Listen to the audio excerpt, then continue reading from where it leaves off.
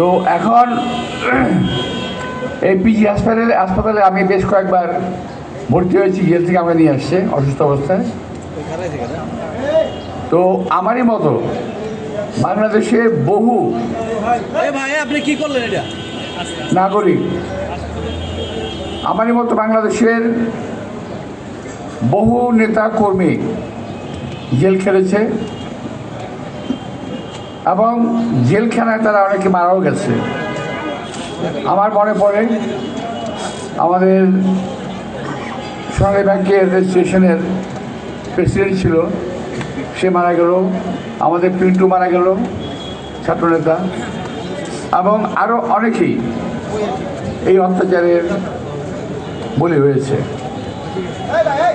পাননি এই দেশের একজন সাধারণ মানুষ যে চিকিৎসাটা পায় সেই চিকিৎসাটাও তিনি পান নাই, এই সরকার এই চিকিৎসা নিতে দেয় নাই। অন্যদিকে তাকে স্লো পয়জনিংয়ে হত্যা করা হয়েছে বলে আমি মনে করি।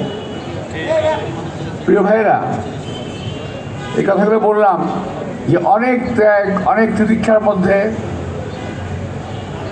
অনেক ত্যাগের মধ্য দিয়ে আমরা আজকে আমাদের ভোটের অধিকারটা অর্জন করেছি। যাকে খুশি তাকে ভোট দেবেন, নিজের পছন্দ মতো লোককে ভোট দেবেন, কিন্তু ভোট দিতে যাবেন দয়া করে।